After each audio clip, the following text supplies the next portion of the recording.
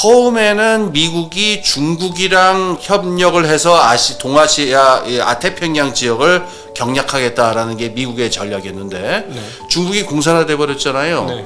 그러면은 아시아 쪽에서의 파트너도 애매해졌을 뿐만 아니라 공산화된 중국에 대응을 해야 되니까 일본이 급부상을 한 거예요. 그러니까는 일본을 갖다가 빨리 공산주의에 대응할 수 있는 나라로 만들어야 되겠다. 그러니까 이걸 뭐 일본을 가지고 미국처럼 만들겠다 이런 이념적인 거 할 게 아니라 빨리 일본의 그 전쟁 이전에 그 강력했던 산업 국가를 회복시켜야 되겠다.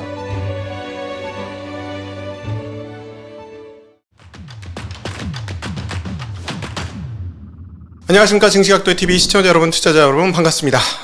네. 깊이를 더해가는 가을에 깊이를 더해가는 독일 아카데미 시간 갖도록 하겠습니다.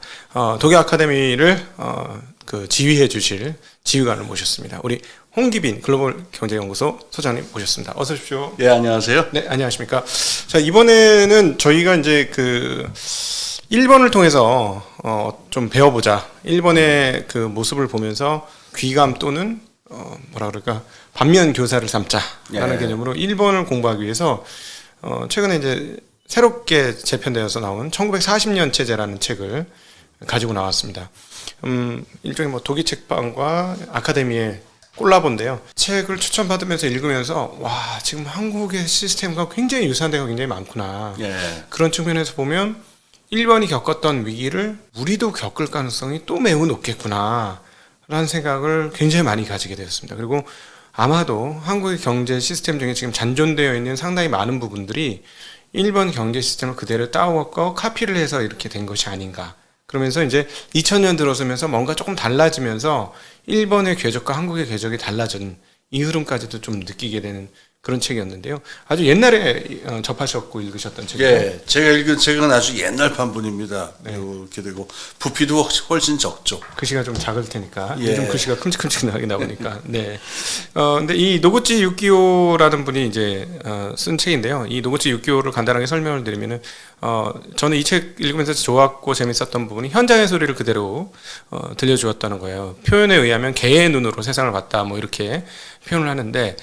실제로 그 가장 강력한 힘을 가지고 있었던 대장성의 직원으로서 지내면서 대장성이 어떻게 활동을 하면서 일본 경제의 중추를 끌어왔는가에 대한 이야기를 많이 했고, 그것을 당사자이면서 또 잠깐 떨어진 학자적인 눈으로 왔다 갔다 하면서 보는 이런 시각들이 굉장히 재밌었고요. 그리고 이제 일본의 전반적인 시각과 이 노구치의 그 시각의 차이가 어떤 것인지에 대한 이야기하는 거 굉장히 재밌었습니다. 그리고 1940년 체제를 일컬어서 간단하게 설명을 드리면 전쟁을 준비하던 지배계급의 체제가 일본을 지금까지 끌어오고 있다. 그런데 그것이 1970년대, 80년대까지는 사상 최고의 경쟁력을 만들어냈으나 그 이후부터는 그 체제가 오히려 일본의 잃어버린 20년, 30년을 만든 중요한 원동력이 되고 있다 하는 것이 이 저자가 책에서 이렇게 계속 일관되게 하고 싶었던 그런 얘기 같습니다. 근데 우리 홍 소장님께서는 이 책 읽으시고 어떤 느낌 받으셨었는지 좀 궁금합니다. 예, 이 책 읽은 거 참 아득한 옛날 일인데 25년쯤 됐을 거예요, 아마. 그러니까 이 책이 처음에 나온 게 1995년인데요. 저는 그때 한창 그 박사과정, 캐나다에서 박사과정하고 있을 때인데 이 책을 읽고 너무 큰 감명을 받아가지고. 일본을 가지고 논문을 써야 되겠구나.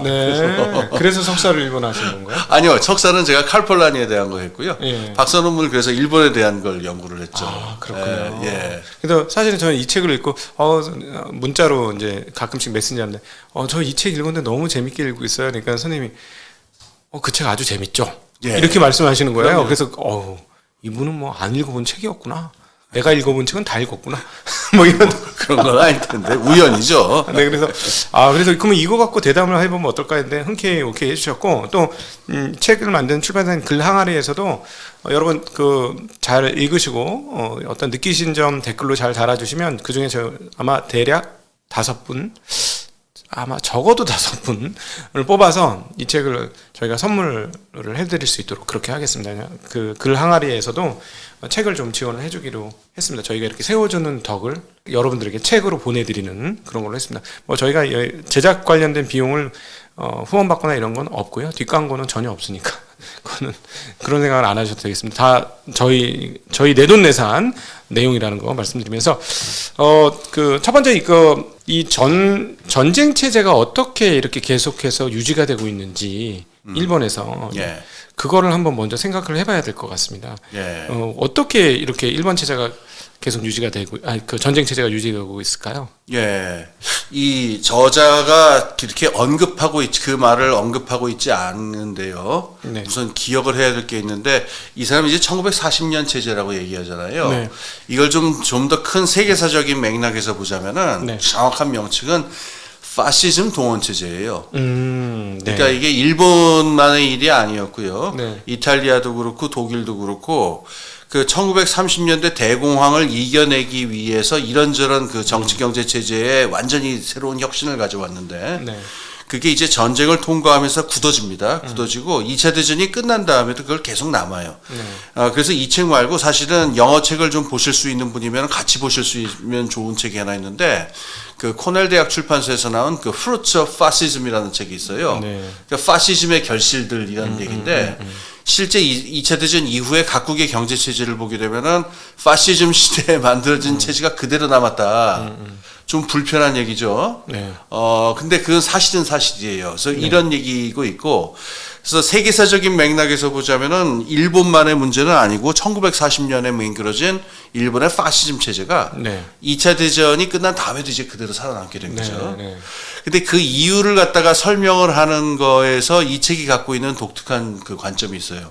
우선 기존의 학설은 뭐냐면은 이른바 여코스설이다. 일본사를 한 사람이 여코스설이다라고 하는 건데, 그때 정황을 제가 좀 말씀을 드릴게요. 네. 1945년에 일본이 이제 패망한 다음에 네. 핵폭탄이 터지고 미국에서 이제 들어와가지고 GHQ라고 그러는데 이제 미군 네. 메가더 장군입니다. 네. 메가더 장군의 큰 그 점령군 사령관이 들어와서 단순히 무장해제만 하는 게 아니라 일본이라는 나라를 완전히 근본적으로 뜯어고치겠다고 달려들었어요. 네. 왜냐면 자꾸 미국에 도전을 하니까. 네. 그래서 이때는 누가 들어왔냐면은 미국의 국무성 관리들하고 메가더하고 같이 일을 해가지고 일본을 갖다가 바꾸려고 그랬는데 여기 패착이 있었어요. 네. 미국 사람들이 일본에서 거의 아는 바가 없었어요. 사실 급하게 제작된 국화의 칼에 있는 문화적 정도 수준 외에는 아무것도 예, 몰랐죠. 그 정도 수준밖에 없었던 거예요. 네. 그래서 국화의 칼이라는 책이 인류학적으로 보면은 의미가 있는지 모르겠는데 사실 지금 일본을 아는 사람들이 그 책을 보면 이제 고웃음이 나오거든요. 네네. 그러니까 어이없는 얘기들이 너무 많고. 근데 그 마가렛 미드를 뭐라고 할 수는 없죠. 일본에 한 번도 온 적이 없으니까. 네. 어쨌든 그렇게 일본에 대해서 거의 아는 게 없는 상태에서 들어오니까 그때 미군 그 군정청이 했던 그 방식은 뭐였냐면은 미국의 뉴딜. 그러니까는 루즈벨트 대통령 때 미국의 뉴딜이 추진했던 미국 자본주의랑 똑같은 방식으로 만들겠다 뭐 이런 거였어요. 네네. 그래서 재벌 해체해버리고 그다음에 너무 덩치 큰 은행들 다 흩어버리고 네. 뭐 이런 거였는데 이게 얼마나 비현실적인 얘기입니까? 그 순식간에 하루아침에 어떤 나라의 경제체를 다른 나라랑 만든다는 그렇죠. 거니까. 네. 그러니까 이게 지지부진했어요. 그래서 1945년부터 지지부진하다가 47년, 48년이 되니까는 대륙에서 중국에서 그 공산당이 이길 게 거의 확실해지잖아요. 그렇죠. 이때부터 미국에서 네. 일본에 대한 역할을 완전히 재조명하게 되는데 네.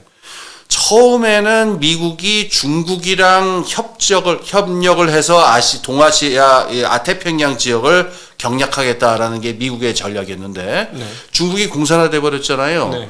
그러면은 그 아시아 쪽에서의 파트너도 애매해졌을 뿐만 아니라 공산화된 중국에 대응을 해야 되니까 네. 일본이 급부상을 한 거예요. 네, 그 당시에 공산주의에 대한 어떤 그 자유주의의 생각은 지금의 수준하고는 차원이 다른 그럼요. 수준이었습니다. 공포였죠, 공포. 예, 네, 그러니까는 일본을 갖다가 빨리 공산주의에 대응할 수 있는 나라로 만들어야 되겠다. 그러니까 이걸 뭐 일본을 가지고 미국처럼 만들겠다 이런 이념적인 거 할 게 아니라 빨리 일본의 그 전쟁 이전에 그 강력했던 산업 국가를 회복시켜야 되겠다. 네. 그래서 처음에 가던 코스를 거꾸로 뒤집었다. 그래가지고 이제 한자 역자에다가 코스 이렇게 붙여가지고 리버스 코스 뭐 이렇게 불러요. 일본 사람들은. 네네. 그래서 역코스를 하게 되면서 전쟁 이전에 있었던 시스템이 다시 그대로 안착되었다. 네네네. 요게 학계에서의 얘기예요. 네네. 자, 그런데 이 이 노구치 유키오 교수가 얘기하는 거는 그걸 부인하는 건 아닙니다. 여코스가 그런 어떤 냉전의 격화라고 하는 게 중요했던 걸 부인하는 건 아닌데 네. 그것만 가지고 설명할 수 없다. 네. 일본 관료들 스스로가 그 미군의 어떤 지배라든가 이거를 피하기 위해서 교묘하게 일본 관료하고 일본 지배 계급하고 일본 자본가들하고 네. 철저하게 자기들 체제를 유지하려고 이리저리 눈치를 보면서 슉 빠져나가려고 노력한 게 있다. 네. 이게 오히려 더 큰 원인이다. 다시 말해서 일본, 그러니까 2차 대전 이전에 있었던 지배 체제를 그대로 유지하려는 일본 지배 계급의 어떤 음모라고 그러면 좀 너무하고 일본 지배 계급의 작전이 더욱 주요한 원인이었다. 이걸 강조하는 게 이 책의 의의예요. 네. 그래서 그 사실은 보면은 그 미군정은 자기네 군표라고 표현해야 되나요? 네. 자기만의 통화를 가지고 일본에 뿌려서 그걸 유통을 시키려고 했고 미국에서 그걸 인쇄해서 가지고 왔는데 그거를 아주 방어를 했죠. 예, 그 일본의 예. 정치 체제가 그것을 완전히 거부하면서 자기네 중심에 자기네가 원하는 대로 그림을 그렸고 또 예. 변장을 많이 했죠. 군수라는 이름을 달았던 모든 그 뭐랄까 그 부서들이 군수라는 이름을 싹 다 빼고 예. 뭐 일반적인 뭐 상공청 뭐 이런 식으로 해가지고 그렇죠. 싹 다 바꿔가면서 눈속임을 했고 예. 그리고 또 그 일본 그 메가더가 이제 처음에 진주할 때 가장 그 문화적으로 봤을 때 재미난 이야기가 미군이 일본 갈 때 굉장히 겁을 많이 냈다라고 그러더라고요. 왜냐하면 그 아시아 쪽에서 항전하는 걸 보면 죽기로 항전을 했기 그렇죠. 때문에 옥새. 예. 네, 그래서 야 얘네 우린 내려갈 때 또 그런 거 아니야? 굉장히 걱정을 많이 했는데 가보니까 융숭한 대접을 하면서 예. 완전히 왕처럼 떠받드는 예, 그런 흐름들도 보여줬기 때문에 그런 측면에서 보면은 그 미군들이 자신의 그 하려고 했던 것들을 제대로 설득을 못 시켰고 몰랐기 때문에 못 시켰고 예. 또 그런 부분도 있는 것 같아요. 그렇습니다. 그 재미난 얘기가 있어요. 지금 잠깐 언급하신 그 얘기를 좀 더 강조할 필요가 있는데 네. 일본은 원래 군수성이었습니다. 전쟁성이라고 하는. 그러니까 전쟁을 하면서 그 전쟁 군수물자를 갖다가 조달하는 그걸 맡아보는 부서였는데요. 네. 이 미군이 들어오면 보나마나 이걸 없애버릴 거 아닙니까? 그렇죠. 그러니까 여기 있는 관료들이 하룻밤 사이에 네. 간판을 바꿔버려요. 예. 상공부. 예. 그래가지고 이게 뿌리가 돼가지고 통산성이라고 그 네네네. 니티라고 하죠. 일본의 그 수출 진흥을 이끌었던 굉장히 중요한 그 부서가 되는데 네. 이거의 뿌리가 이렇게 하룻밤 사이에 일본 관료들의 책략에 의해서 이렇게 됐다. 하룻밤 사이에 이름을 바꿔버려서 네. 미국 사람들이 저 대책 없이 이렇게 됐다는 거 있고요. 그다음에 그 미국 사람들이 그 융숭한 대접을 받았다라고 하는 거에서 요거는 꼭 언급하고 넘어가야 되는데. 점잖지 못하다고 해서 대부분 얘기를 안 하지만 여기 굉장히 큰 아픔이 있는 게 있습니다. 일본 여성들이 많이 희생이 됐는데요. 일본 일제시대 때는 공창이 있었잖아요. 네. 그거의 연장으로 해가지고 미군들에 대한 어떤 성접대라든가 이런 것들이 사실은 그 미군을 이렇게 누그러뜨리는데 굉장히 큰 역할을 했어요. 그렇군요. 그건 어떤 책에도 잘 안 나오던데요. 그렇죠. 그래서 그 당시 그러니까 그 일본 풍속사라든가 일본 사회사를 보면 그게 나오게 되는데 네. 이를테면은 붙어 있는 플래카드들에 뭐가 있냐면은 제가 지금도 잊혀지지 않는 게 아니라 여자도 맥주도 베리 나이스라고 써 있는 이런 것들이 이렇게 붙어 있었어요. 그러니까 여기서 일본 여성들한테 엔화를 달러화를 벌어들여라라는 역할을 주고 맞으면 미군들을 갖다가 거의 이렇게 떠받들다시피 해가지고 이렇게 하라니까 미군들은 뭔가 자기들이 말하면 그게 다 관철이 되는 것 같아가지고 이게 기분 좋아서 이렇게 아주 이렇게 부드러워졌어요. 근데 재미난 게 뭐냐면은 일본말을 할 줄 아는 미군이 거의 없었어요. 네. 아시겠지만 영어랑 일본말, 한국말은 너무 거리가 멀잖아요. 그러니까 중간에 통역이 어떻게 대충 뭉개는지에 따라 가지고 다 저렇게 되는데 그때 결국은 양쪽 말을 다 능숙하게 할 수 있는 사람들은 누구밖에 없었느냐? 일본 외무부 관료들밖에 없었어요. 네. 결국은 이 사람들이 어떻게 양쪽을 통역하고 하느냐에 따라 가지고 이 얘기의 주도권이 사실은 넘어가 버린 거거든요. 네네. 그러니까 그 과정에서 일본 사람들은 자기들 의사를 그냥 관철시킬 수가 있었던 겁니다. 네네. 그러니까 그 과정을 이렇게 보면은 미국 사람들의 역부족, 영양 부족이었던 거죠. 네네. 한 가지만 더 얘기할게요. 거기서 그 양쪽 말을 다 능숙하게 할 뿐만 아니라 일본 역사와 정치 경제 체제에 아주 정통한 사람이 하나 있었어요. 네네.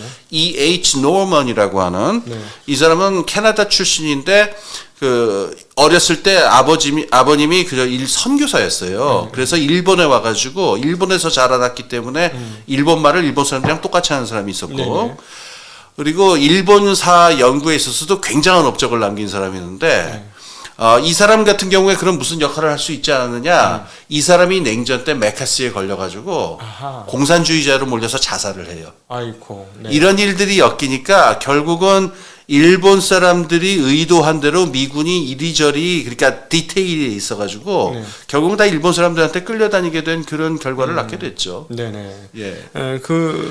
근데 이제 그 일본이 그래도 이렇게 크게 부흥을 한 데는 결국 그 중간에 한번 이제 혁신적인 사건이 있었는데 이것도 한국의 그 농지개혁하고 거의 궤를 같이 하는데 이런 걸 보면서 야 한국과 거의 똑같네라는 생각이 들었는데 그 기존의 그 지주 계급들한테 주던 소작제를 네. 뒤집어 가지고 네. 소작을 지주한테 직접 소작인이 주던 거에서 정부가 받아서 정부가 주는데 일정 급으로 계속 주는데 그 사이에 40년대 50년대 미친 듯한 인플레이션이 예. 나오면서 기존에 있었던 지주 기업들이 몰락하고 예. 사회 시스템이 대변혁이 되는 그런 사건이 있었는데 예. 그게 결국 1억 총류라고 표현되는 그 일본의 그런 어떤 중산층 문화를 만들어내는 핵심적인 역할을 한 거 아닙니까? 그게 예, 또 그렇습니다. 일사불란한 국가주의 체제를 더 강화시킨 예. 그런 게 아니었나 싶은데요. 예, 그렇습니다. 그게 우리나라하고도 연관되는 지점이니까 아주 주의해서 봐야 되는데요. 우리가 그 아까 E.H. 노먼 얘기 잠깐 했는데 일본의 메이지 국가, 메이지 유신 때 형성돼서 2차 대전까지 왔던 국가의 제일 중요한 기초가 지주들이었어요. 아 그렇군요. 그래서 이 그때까지의 국가를 보면은 이게 어떤 자본주의 국가나 상인들이 지배하는 국가라기보다도 지주들하고 지주하면 꼭 붙어 있는 계급인데 군인 계급입니다. 네, 사무라이. 군벌. 아, 그렇죠. 네. 그러니까 군벌하고 지주들이 붙어 있어서 이게 일본 국가의 중심이다라고 말할 정도로 군사적인 성격, 농업적인 성격이 강했는데 그럼 그 전에도 그러지 않았습니까? 그 원래 사무라이의 나라였잖아요. 이게 그러니까요. 그 번한 체제 그래가지고 예, 예. 다이묘들하고 사무라이가 원래 네. 지지하는 나라들이었잖아요. 그런데 이거는 뭐랑 관계가 있냐면은 토지의 소유 관계라든가 소작 관계 같은 것들을 근대적으로 개혁하지 않았기 때문에 지주들이 계속 힘을 가지고 있었거든요. 메이지 유신 이후에도. 그렇죠. 네. 그래서 E.H. 노먼이 그걸 지적을 하는 거예요. 이 뿌리 깊은 봉건적인 기초가 남아있기 때문에 일본이란 국가가 민주주의적인 근대화가 될 수가 없는 거다. 이게 네. E.H. 노먼의 중요한 얘기였는데 네. 2차 대전이 끝난 다음에 일본 지배계급 스스로가 이걸 결의를 해요. 이거 청산하자. 지주라고 하는 형태로 더 이상 남아있을 수 없는 거니까 청산을 하자라고 네. 하는 건데 그렇다고 해서 지주들이 지배계급 위치에서 떨어졌느냐라는 게 그러면 그게 아니고요. 지주들이 사회적으로 행사하는 권력이 봉건적인 지주 소작제의 이런 권력의 형태에서 이제부터 자본주의적인 형태로 바뀌는 거예요. 예. 지주들도 돈을 받고 이제 그걸로 투자를 하고 주식을 하고 등등 하면서 자본주의적인 형태의 지배계급으로 이제 우리 바꿔 나가자라고 하는 결의를 했다는 그런 의미가 있는데 네. 우리나라에도 2차 대전이 끝나고 그 이승만 정권이 성성됐을 적에 그 조봉암 초대 농무부 장관이 이제 토지개혁을 행하잖아요. 그렇죠. 그래서 우리도 지주소작제 문제를 갖다가 딱 정리를 해버리고 경자유전의 원칙으로 시작을 하는데 여기서 일본하고 한국하고 똑같은 점이 있습니다. 시작점에 있어가지고 아까 1억 총중리라는 말씀하셨잖아요. 네. 이제 지배계급은 없다. 지주라는 지배계급은 없다. 우리 모두 다 똑같이 평등한 그냥 서민들이다. 네. 그리고 우리 다 같이 중산층이 되자라고 하는 얘기를 이제 60년대 이제 가게 되는데 네.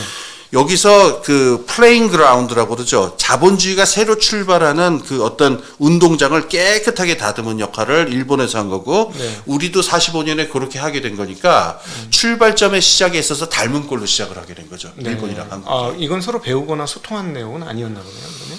그 제가 제가 보기에는 여러 가지 얘기가 있는데요. 네. 뭐 이거 학계에서도 그렇게 얘기합니다만은 이거는 미군이 중간에 중재한 역할이 큽니다. 그러니까 미군 아까 말한 대로 미국 자본주의의 상식으로 봤을 적에는 이 지주 소작제라든가 하는 전근대적인 토지 제도를 네. 용납하기 힘들었어요. 네네. 그러니까 이걸 강력하게 저걸 한 거니까 미군의 공도 상당히 있죠. 아, 예. 예. 그렇군요.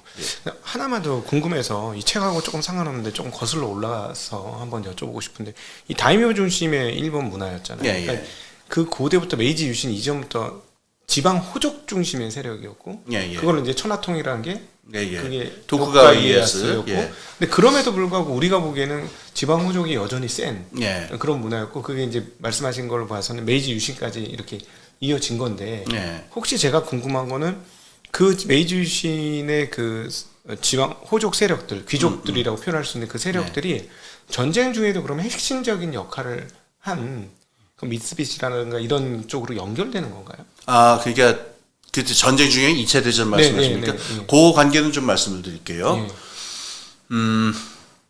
결론부터 말하자면 좀 아니라고 말씀드려야 되는데 예. 그 일본의 그러니까는 재벌 전쟁 이전 2차 대전 이전입니다.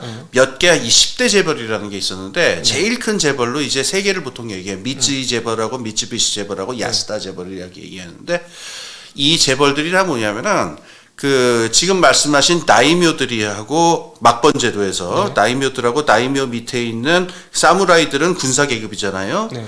미쯔비시 미쯔이 야스다는 군사 계급이 아닙니다. 정상 계급이라고 해요. 예. 요거 구조를 좀 설명을 드릴게요. 예. 요것도 재밌는데 일본의 전국 시대 그러니까 도요토미 히데요시가 이제 결국 통일을 하는 저걸 하는데 전국 시대 이전에는 다 이렇게 지방 분권이었다가 네. 도쿠가와 이에야스가 아까 말씀드린 대로 에도 막부를 연 다음부터는 어떻게 하느냐면은 그 각 지역에 있는 다이묘들 보고 1년의 일정 기간은 에도에 와서 살아라. 보통 한두 달씩 뭐 예. 이런 식으로. 네. 옛날처럼 너희들 그냥 지방 영주로 그냥 왕처럼 군림하는 꼴은 못 보았다. 그래서 1년에 한 두어 달은씩은 여기 와가지고 나한테 저걸 해라 저를 해라 이렇게 되니까 이동이 엄청나거든요. 네. 1년에 한 두 번씩 그냥 왔다 갔다 해야 되니까. 그렇죠. 걸어서 왔다 갔다 하면 어마무시하죠. 그러니까 우리나라보다 훨씬 큽니다. 그렇죠. 예. 거기다 혼자 갑니까? 사무라이들 다 데려가지, 그 신하들 데려가지, 시녀들 데려가지 하니까 이 대부대가 이동을 하니까 상업이 발달하기 시작한 거예요. 네. 그리고 여기서 그 중앙에 있는 에도 막부는요, 세금을 갖다가 쌀로 걷기 시작하거든요. 네. 쌀 걷는 중심지는 저 오사카였어요. 거기가 이제 바닷가 근처에 있어가지고 저 수운이 쉬워가지고 네. 여기 이게 선물 시장도 생기고 그랬는데, 그러니까 요 에도 막부 때부터 이 막번 이 저 다이묘나 사무라이들의 힘은 좀 약해지는 한편 네. 상인들이 엄청나게 발달을 해요. 그래서 이 지금 말씀드린 미쯔이 가문 이게 다 집안 이름인데 가족들 이름이에요. 미쯔이 집안, 미쯔비시 집안, 야스다 집안들이 요게 뭐냐면은 그 에도 막부에 있는 네. 쇼군이 필요한 물건을 조달한다거나 자기들이 어떤 그 상업 거래를 할 때 필요할 때 부리는 상인들이었었어요. 아, 그렇군요. 그래서 정상이라고 합니다. 정치적 상인들이다. 아하. 근데 이 사람들이 메이지 유신이 돼가지고 메이지 유신 초기에 이제 일본을 산업화해야 되잖아요. 네.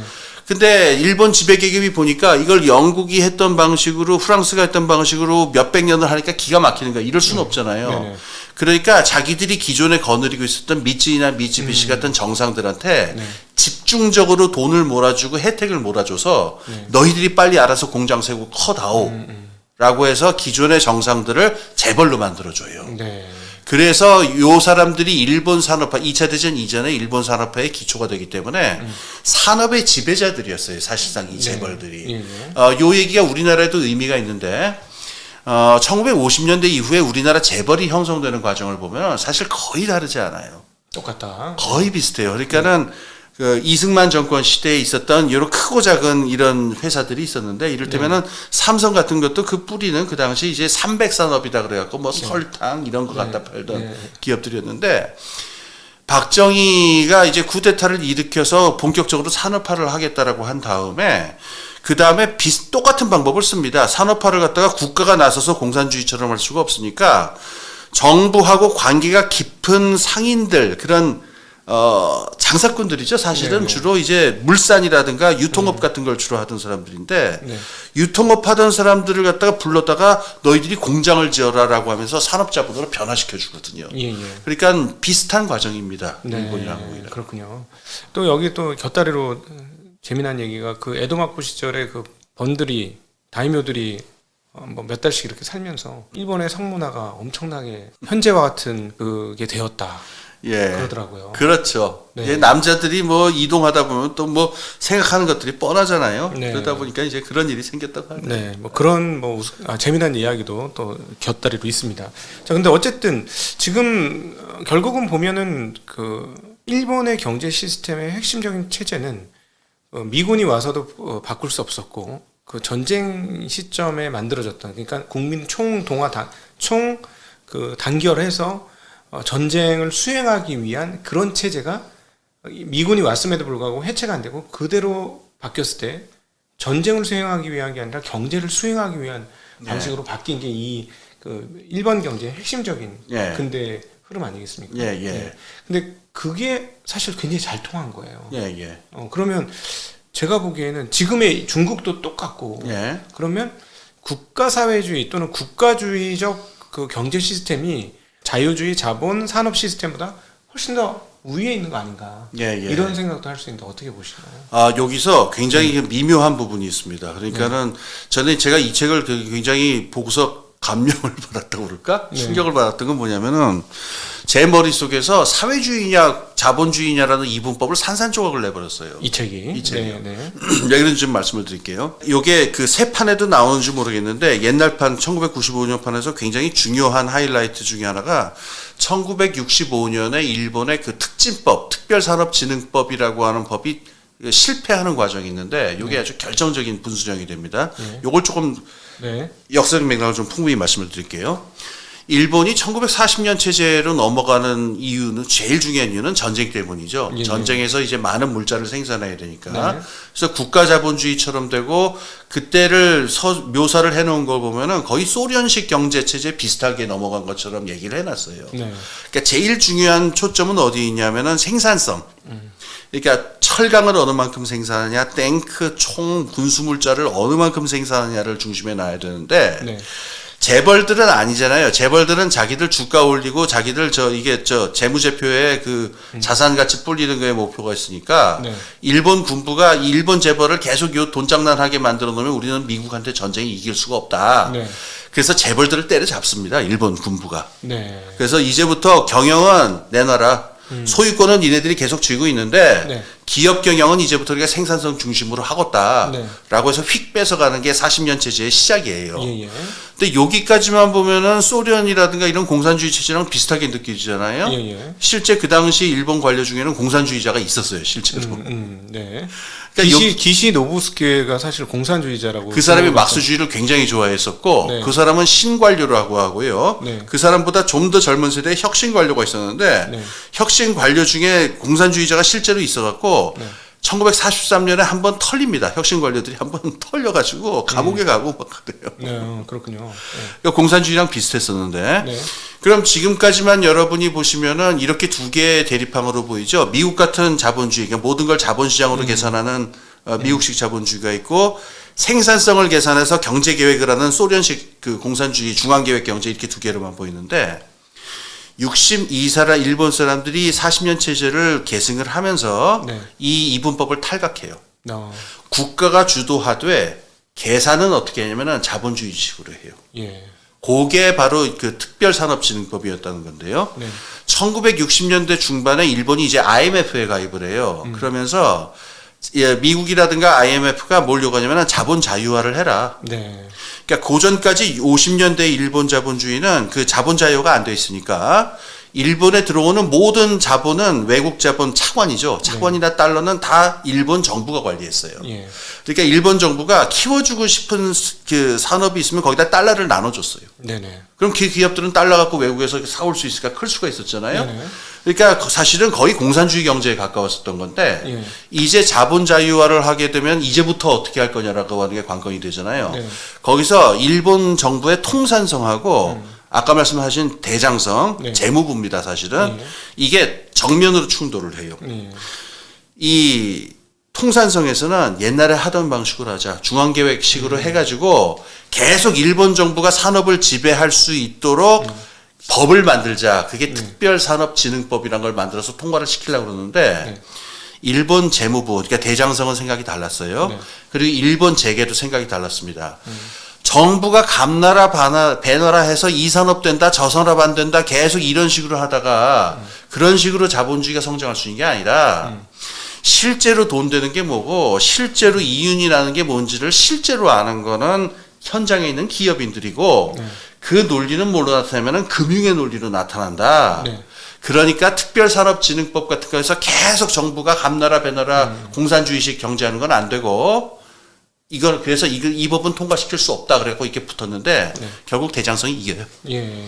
이 법은 실패돼 버리고 일본 그 헌정사에서 유명한 법안으로 남아요. 그러니까 유산된 법. 그러니까는 아무 결과도 낳지 못한 세 번이나 상정됐는데 세 번 다 빠꾸 먹어요. 그렇군요. 이렇게 아주 극적인 승리인 겁니다.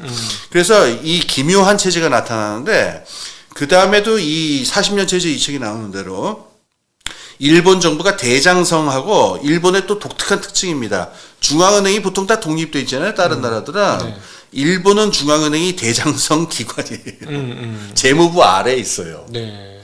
그래가지고 대장성과 일본은행이라고 하는 이 금융기관을 통해 가지고 정부가 금융기관을 이용해서 금융이라고 하는 계산 방식에 의해 가지고 자본을 통제하려고 드는 거지 공산주의식으로 이래라 저래라 하는 건 아니에요. 네. 그러니까 국가의 지도력은 관철이 되지만 국가의 지도력은 어디까지나 실제 기업들의 재무제표라든가 자본시장의 상태를 보면서 굴러가는 거니까 자본주의 반 공산주의 반 해가지고 그야말로 독특한 국가 자본주의 시스템이 나온 거죠. 네. 그러니까 이제는 대장성을 중심으로 한 산업 전반을 만기칠람 하면서 하나하나 다 지정하는 게 아니라 예. 금융의 배정을 어떻게 할 것이냐. 그렇죠. 금융 자원을 어떻게 배분할 거냐에 따라서 예. 사실은 자기네가 원하는 방향으로 산업을 좀 그렇죠.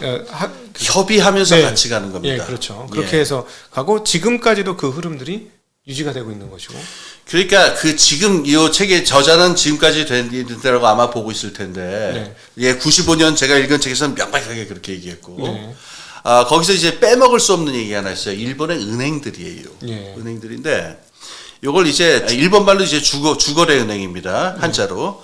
영어는 이제 메인뱅크라고 하는데 요게 일제 그 파시즘 때 생겨난 시스템이에요.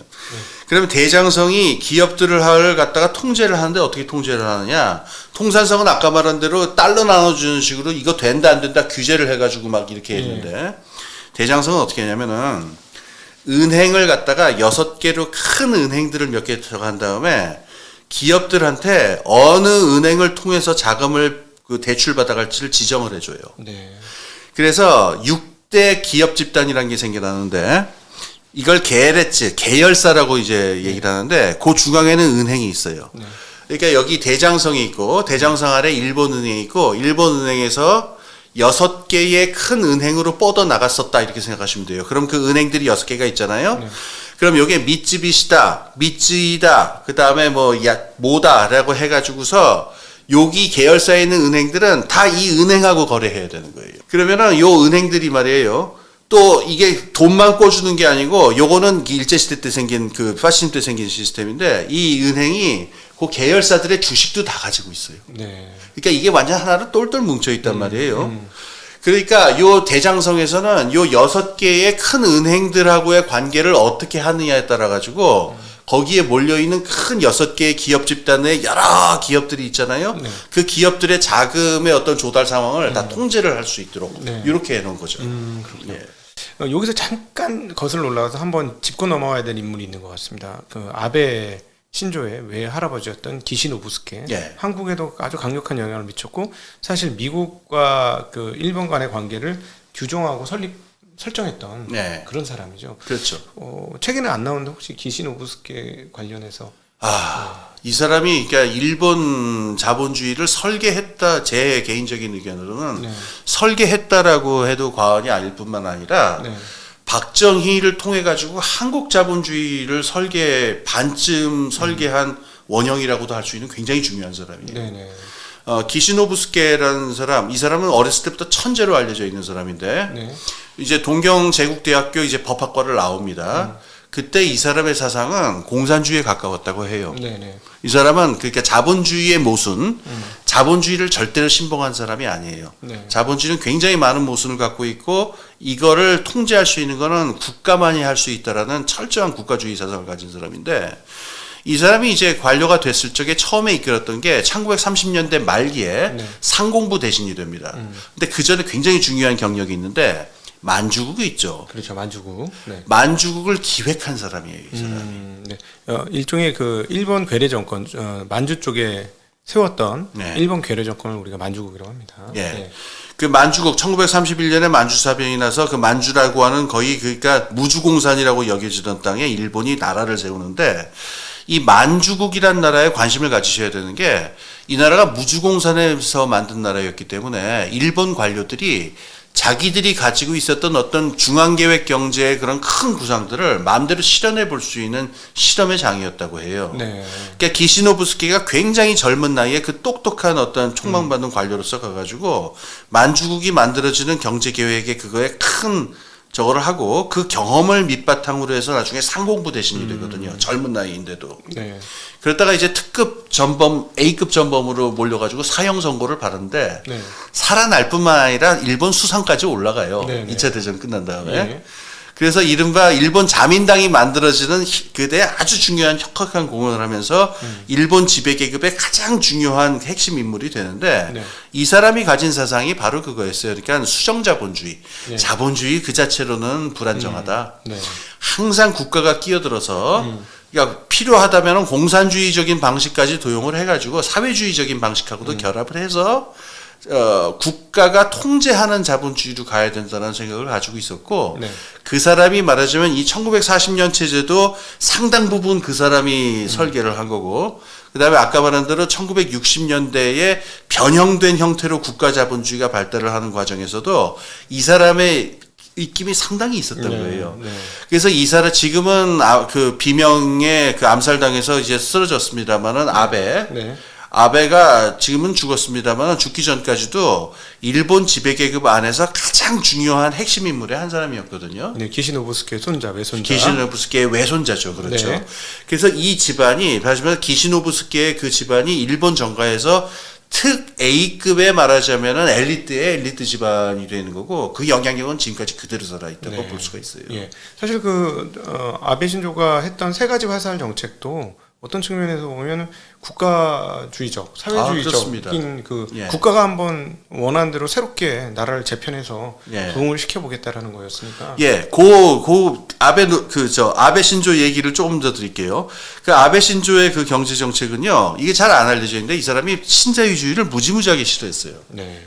왜냐면 신자유주의 시장대로 다 맡겨놓는다는 거는 다 이거는 아무것도 될 수가 없다라고 하는 굉장히 강한 반감을 가지고 있었고, 네.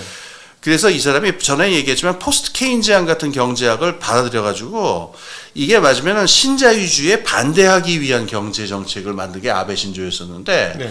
이 사람이 공부한 거는 포스트 케인즈안 경제학이었지만 그 사유 방식의 기초는 그 기시노부스케부터 내려오는 순수 자본주의에 대한 불신. 국가가 역할을 하는 수정 자본주의가 필요하다라고 하는 게 크게 작용을 했던 거죠. 네. 기시노부스케의 영향력이 아베 신조에게도 같습니다만 사실 한국에도 굉장히 큰 영향을 미쳤지 않습니까? 그렇습니다. 네. 예, 그 한국이 어떻게 그 일본 자본주의에 영향을 받았는지 그 계보를 좀 말씀을 드릴게요. 만주국이 1931년에 건국이 되는데요. 만주국이 건국된 다음에 아까 말씀드린 대로 이걸 만든 사람들은 굉장히 모던한 어떤 혁신적인 생각으로 나라를 기획을 하니까 기존의 일본 본토에 있었던 일본하고도 다른 굉장히 새로운 국가가 나타나는데 네. 이때 엘리트 관료로 조선 사람들이 상당히 많이 들어갑니다. 참고로 왜 우리나라도 건국대학교라고 있죠. 네네. 그 건국대학교가 원래 처음의 명칭이 만주에 있었던 대학인데 아, 그렇습니까? 예. 처음 알았습니다. 그러니까 만주의 건국대학교다 그러면은 그 만주의 초인류 대학이었고 여기를 졸업한 사람들은 일본의 그 동경제대 졸업생들이 일본에서 받는 대접과 같은 대접을 받았었어요. 이 만주 건국대에 진출한 조선 사람들이 있습니다. 이 사람들이 옛날에 이름을 좀 거명을 하자면은 지금 다 돌아가신 분들인데 최규하 대통령이라고 있었죠. 전 잘 대통령. 알죠. 네. 그다음에 신현확 씨라고 국무총리 총리. 역임한 분들 네. 있죠. 이분들이 다 만주국에서 관료하셨던 분들이에요. 그리고 만주국에 관료 세력이 하나 있었고 만주국의 두 번째 조선인 세력은 만주국의 군인 세력이 있었습니다. 네. 박정희가 여기 있었죠. 네, 만주 군관학교를 나왔죠. 그렇죠. 만주 군관 그러니까 교사하다가 만주 군관학교를 나와서 관동군에서 근무했죠. 네. 그런데 이 비단 이 박정희뿐만 아니고 백선엽 씨라든가 이 만주국에서 군인을 하던 관동군 출신들이 우리나라 군부의 중요한 기둥이 되거든요. 그러니까 대한민국을 만든 제일 중요한 세력이 군부 세력하고 관료 세력인데 군부 세력도 관료 세력도 그 생각과 젊은 시절의 생각과 상상력이 어디서 나왔냐면 이 만주국에서 나왔단 말이에요. 네.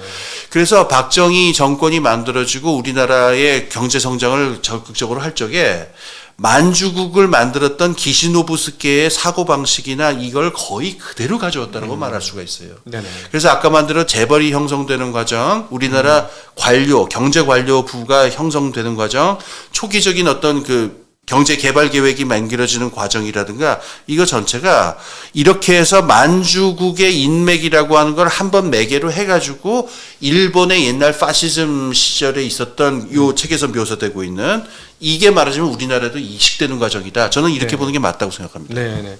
뭐 치딘이다 아니다 이 부분은 우리 이제 뒤로 놓고 경제적인 얘기를 중심으로 한번 이야기를 끌어가 보면 근데 어쨌든 이 전시 동원 체제인 1940년 체제가 한국 전쟁을 맞으면서 빛을 발했고 그래서 그렇죠. 완전히 그 그라운드 제로가 되었던 아마 이제 그때 사진들 보면 도쿄는 정말 건물이 거의 안 남아 있더라고요. 그리고 또 목조 건물이었기 때문에 완전히 다 탔고 그냥 콘크리트 건물 몇 개만 서 있고 나머지는 다 쑥대밭이 됐는데 제가 거의 그라운드 제로에서부터 순식간에 벌떡 일어나서 50년대 후반이 되면은 건물이 다 서 있고 그렇죠. 60년대가 되고 60년대 중후반이 되면 우리나라 80년대 같은 그런 아파트 가수가 아주 난리도 아닌 그런 상황이 되는데 첫 번째 진짜 가장 강력한 역할을 했던 건 한국 전쟁 이었던 거고 그렇죠. 그다음에 또 이거 그 어떤 동원적 경제 시스템이 오일 피크를 맞으면서 더 벌떡 일어나는 그런 상황들이 왔었죠. 그래서 참 한국 입장에서는 그냥 이걸 어떻게 봐야 되나 너무 한쪽에서 보니까 그것 때문에 굉장히 배가 아파하시는 분들도 많고 순전히 이놈들 우리는 한국 전쟁하면서 우리는 다 그 사선을 우리 민족은 사선을 넘었는데 이놈들은 그거 군수물자 만들어서 장사했고 다 부자가 되지 않느냐 굉장히 배 아파하시는 분들도 많죠. 그런데 그것도 분명히 일리가 있습니다. 일본이 그 한국 전쟁 특수를 누려갖고 일어선 건 분명한 거고. 이때 그 일본 수상이 있었어요. 그 사람이 제가 잠깐 지금 이름이 잘 기억이 안 나는데 이 사람의 노선이 바로 그거였습니다. 뭐냐면은 안보는 미국에 맡기고 우리는 장사를 하자. 그래서 이 사람이 그때 수상이었거든요. 그래서 그 노선이 그대로 먹힌 거죠. 그래서 다 안보는 미국에 맡겨놓고 장사해서 일본 자본주의 일어선 건데 저는 이렇게 생각해요. 그것만 보면 우리가 배가 아픈데 크게 보자면 우리도 같은 그 지정학적 구조의 수혜국이에요. 일본이 왜 그런 역할을 하게 되냐면 아까 말씀드린 대로 미국 입장에서 중국이 공산화가 됐기 때문에 여기에 강력한 반공기지를 만들지 않으면 안 되거든요. 그리고 이 강력한 반공기지는 굉장히 강력한 산업 능력을 가지고 있어야 됩니다. 그래서 군수물자를 댈 수 있어야 되고 그리고 미국은 일본이 실제로 또 군사 대국화가 되는 걸 원한 적도 있어요. 50년대 말기에. 그래서 그게 그 유명한 안보 투쟁으로 나중에 이어지는데 이런 걸 원했기 때문에 한국도 마찬가지로 이게 큰 축이에요. 미국의 그 동아시아 전략에 있어가지고 중국에 맞서기 위해서 일본을 서브 파트너로 만든다는 건데 여기에서 박정희 정권이 말하자면은 이때부터 한국은 이 지정학적인 미국과 일본의 노선에 올라탄 거죠. 우리도 이 서브 파트너로 참여하겠다. 사실은 서브의 서브 파트너 아닙니까? 서브죠. 그렇죠. 그러니까 그 동아시아 전략에서 또 약간 옆으로 새는데 미국의 동아시아 전략에서 따져보면 우리가 일본보다 앞설 수는 없죠. 이 역사적으로 보면 불가능한 그렇죠. 상황인 거잖아요. 그렇죠. 네. 그렇죠. 네. 그래서 서브 파트너로 기능을 할 테니까 네. 그 대신 우리에게 경제 성장을 보장해 다오. 그 대신 우리는 이제 미국과 일본의 이 어떤 동아시아 안보 노선에 적극적으로 참여를 하면서 군사 요새로서 기능을 할 테니까 네. 그리고 베트남 전에 참전까지 했었죠. 네. 박정희 때. 네. 군사적인 요새로서 기능을 할 테니까 그 대가로 우리에게 경제 성장을 약속해 보장해 다오. 네. 라고 하는 일종의 삼각 체제가 형성이 된 거죠. 네. 네. 이걸 잘 보여주는 그 일이 있었는데, 이게 미국과 일본과 한국의 경제 관계가 어떤 것이냐.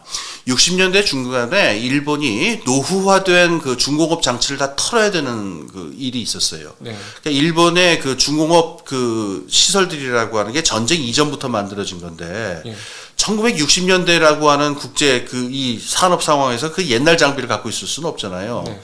근데 뭐 잘 아시겠지만은 기업들이 제일 골치 아픈 순간이 이 감가상각을 하는 순간. 네. 이 순간 기업 가치가 완전히 똥이 될 수가 있잖아요. 이 자산이 날아가니까. 네. 그러니까 이거를 털긴 털어야 되는데 이걸 털었다가는 기업 가치가 내려가고 이걸 어떻게 할 거냐 하다가 좋은 명분이 나왔어요. 한국에다 주는 겁니다. 그래서 질소 비료 공장 있죠. 이게 다 전형적으로 일본이 굉장히 일찍 시작했던 중공업인데 그 장비를 털어야 될 때가 60년대 말이었었어요. 네. 그러니까 우리 박정희 정권 때 얼씨구나 하면서 그걸 받아가지고 우리가 그걸 하지 않았습니까? 네. 그러니까 미국이 해나가는 세계 경제 구조에서 일본이 강력한 선진산업국으로 떠오르고 그때 옛날에 있었던 장비는 털어야 되겠고 이때 그걸 받아가지고 초기적인 산업화를 또 시작을 했던 게 우리의 처지였었던 거예요. 예. 이런 구조를 보시면 굉장히 투명하게 나타나죠. 네네네. 뭐 그 역사적으로 현장에서 있었던 일이니까 그건 뭐 이거는 뭐 그대로 그냥 그럼요. 우리가 서술할 수밖에 없는 거지. 이거는 뭐 어떻게 윤색하거나 이럴 수 없는 거니까 예. 어떤 이걸 보시는 분은 이쪽 편에서는 이렇게 보고 저쪽 편에서는 저렇게 보실 것 같은데 있는 그대로를 얘기한다고 이렇게 보시면 될 것 같습니다.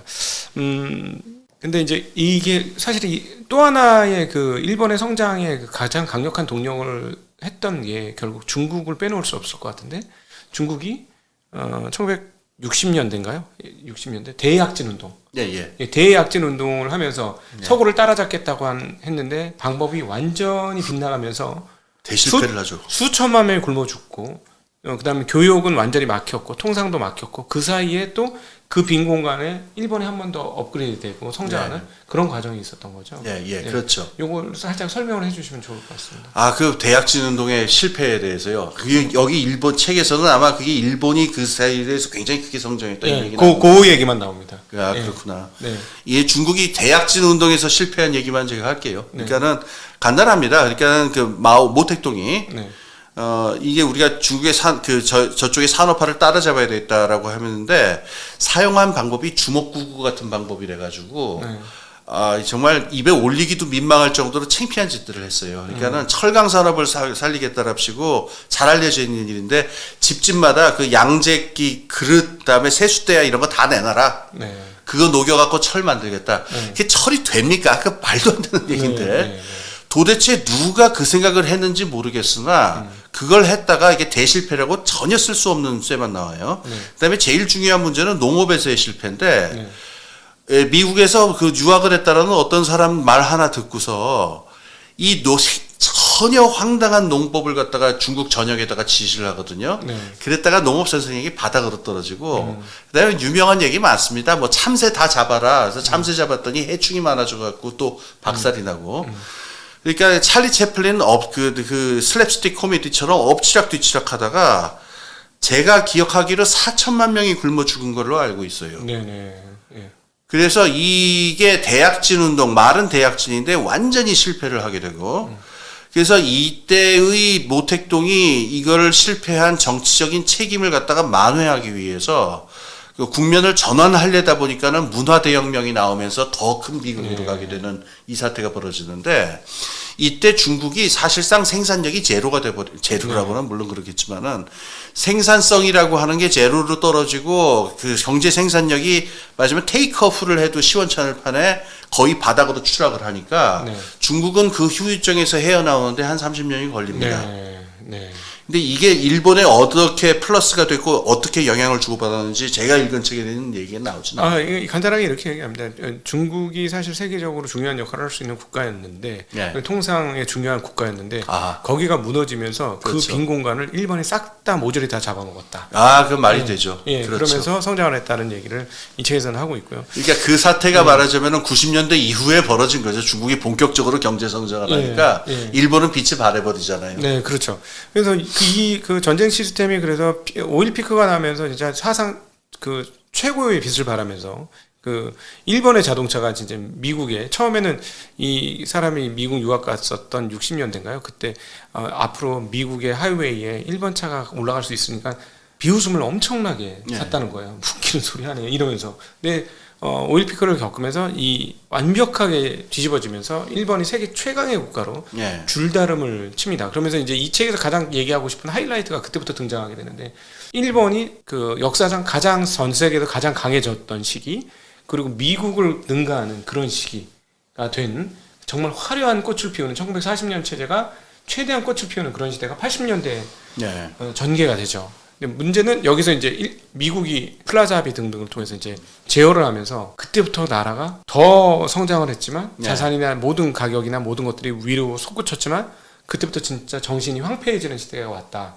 이렇게 노구치 유교가 이야기를 하는데 이 과정에 대해서도 한번 설명해 주십시오. 그러니까 일본이 그 오일 쇼크를 지나면서 그 석유를 갖다가 그 절약하는 시스템으로 이제 바뀌거든요. 그러니까 자동차 부분에서 이게 이제 크게 큰 충격이 오게 되는데 영화를 보게 되면은 미국 자동차 한 70년대까지 영화에 나오는 미국 자동차는 이따만한 것들. 크죠. 예. 몸이 커서 그런가 차도 커요. 그리고 큰 차를 좋아했어요. 그 세단이라고 그러나요? 나는 그걸 무슨 뜻은 잘 모르겠는데.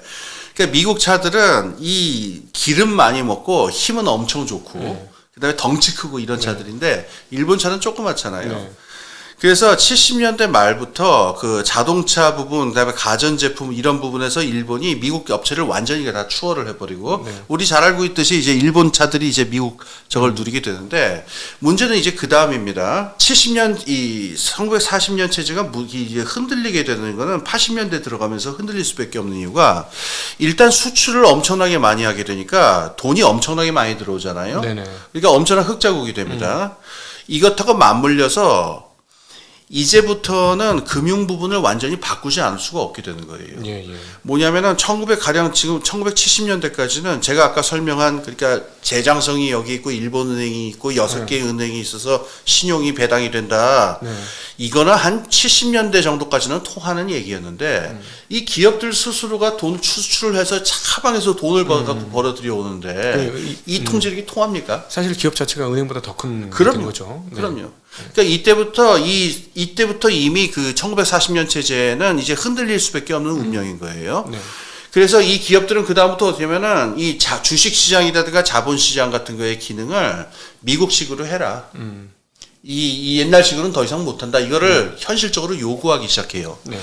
그런데 일본 지배계급 입장에서 여기서 이제 어렵습니다. 제도를 만약에 미국식으로 다 바꿔버리면요. 일본 지배계급은 일본 자본주의를 통제할 권력을 놓치게 돼요. 그러겠죠. 근데 이거는 자본주의의 합리성, 그러니까 우리가 흔히 알고 있는 자본주의 합리성을 넘어서는 영역인데, 제가 이제 영화 한 구절을 이렇게 인용을 하고 싶은데, 그 대부라는 영화 있죠. 거기 대부 2에 보면요, 이런 얘기 나와요. 그 영어 표현인데 익숙하게들 많이 쓰는 표현이 있어요. It's business, nothing personal 이런 표현이 있어요. 이거는 뭐 개인적이고 감정적인 거 아니라 그냥 비즈니스로 하는 거라서 뭐 사적인 감정은 없다 이런 얘기인데 알파치노였을 거예요. 화를 버럭 내면서 웃기지 말라고. 비즈니스야말로 퍼스널한 거라고 얘기해요. 비즈니스는 권력이고 권력은 몽땅 퍼스널한 거다. 막 이렇게 소리를 지르는 장면이 있는데 자본주의가 굴러갈 때 일본 지배기업 입장에서 만약에 그렇게 해서 다 미국식 금융 시스템을 만들어갖고 기업들이 다 알아서 하게 하면은 일본의 총리 대신은 무엇이며 일본의 지배계급은 다 뭐가 되는 거예요? 그렇지. 예를 들면 메이지 유신 이후에 그냥 장사치였던 예. 애들이 주인이 되고 우리들은 뒷방 늙은이가 되는 뒷방 거죠. 된 거예요. 예. 그러니까 이걸 못합니다. 그래서 사실 지금까지도 못하고 있어요. 네. 이걸 놓지를 못합니다.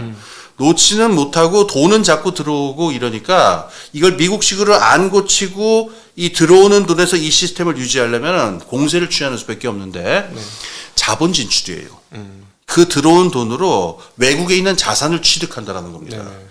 그래서 동남아 쪽으로도 엄청나게 들어갔고 미국 쪽으로도 엄청나게 들어갔어요. 록펠러 센터도 샀었죠. 예. 예. 제가 그 고등학교 때 기억이 나는 거는 유명한 그 컬럼비아 영화사라고 있거든요. 네. 그 일본이 사버렸어요. 네, 소니가 그래서 지금 영화 산업에 진출해 있는 것도 그 중에 하나 아니겠습니까? 네. 그래서 일본 그 로보캅 같은 영화 있죠. 80년대에 나온 미국 영화를 보면은 일본에 대한 적개심이 이런 말로도 할 수가 없습니다. 네. 이러다 우리 일본 놈들이 우리 다 먹어버린다 뭐 이런 네, 식으로. 네, 네. 그러니까 이렇게 해서 그 시스템을 유지하려다 보니까 이런 일이 벌어지는데 미국 쪽에서 가만히 있을 리가 없죠. 그렇죠. 미국 쪽에서 아까 말한 플라자 미팅 저걸 쳐버렸는데, 네. 근데 여기서 역효과를 내버려요. 이 플라자 미팅을 해가지고 처음에 미국이 레이건이 신경을 쓴 건 쌍둥이 적자를 관리하려고 그런 건데, 거기서 엔화 가치가 엄청나게 올라오르잖아요. 네네. 그러니까 아까 말했던 그 전략은 날개를 달아버렸어요. 엔화 가치가 너무 높아버리니까 네. 외국 투자하기가 또 너무 쉬워져 그렇죠. 버려요. 예를 들어서 옛날에 반값에 빌딩이 사지는 거죠. 외국에. 예, 그렇죠. 외국의 자산들이 마구잡이.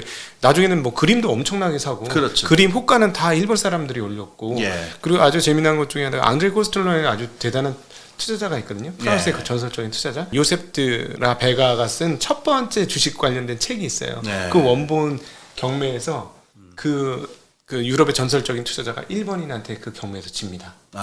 그러니까 그 당시인데 일본이 진짜 세상의 모든 것을 사던 그런 시대였죠. 그렇죠. 예. 여기서 우리가 그 어떤 원론적인 차원에서 건강한 자본주의를 생각한다면은 이건 이렇게 했으면 안 되는 거였죠. 예. 외국에서 돈을 벌어와서 일본 기업들이 수출을 잘한다. 그러면은 사실은 1940년 체제는 이때 정리하는 게 일본 말로 시마이 데스네. 네, 그래서 네. 정리하고서 다른 시스템, 건강한 시스템을 넣은 게 맞고 네. 기업들은 외국에서 들여온 돈으로 네. 산업 구조를 고도화하고 미래적인 산업에 투자하면서 네. 역동적인 시스템으로 바뀌어 나가는 게 맞았겠죠. 네네네. 근데 지금 이런 시스템에서는 개별 기업들이 할 수 있는 재량이 크지가 않았거든요. 네. 그러니까 돈을 벌어 들여와봤자 뭐 큰 차원에서의 어떤 뭐 전자산업이라든가 IT 산업에 투자한다든가 이런 게 가능한 것도 아니고 네. 그러니까 이 들어왔던 돈들이 어떻게 되냐면 지금 말한 대로 외국 자산 취득이라든가 그다음에 제일 불건강한 거죠. 거품으로 나간 겁니다. 내국 자산의 매입이 그렇죠. 이루어졌고 돈이 너무 흥청망청 흔하다 보니까 예. 개인들의 정신이 황폐해졌다. 이 부분을 로고치는 가장 아파하는 것 같아요. 그렇습니다. 이 책에서. 예. 예. 이게 아플 수밖에 없는 이유가 일본 자본주의 이 시스템 그러니까 40년 체제를 갖다 높게 평가하는 논리도 있어요. 그러니까는 모리시마 미치오라고 하는 유명한 지금은 돌아가신 경제학자인데 네. 이 옛날식 일본 국가 자본주의를 슌페터식 기업 혁신형 국가 자본주의다 이렇게 얘기를 했거든요. 네네. 예. 대장성 관료들이 바보가 아닙니다. 이 사람들 굉장히 똑똑한 사람들이고 네네. 돈 안 되는 일들을 갖다가 막 어거지로 하는 그런 공산주의 이런 사람들 아니고 네.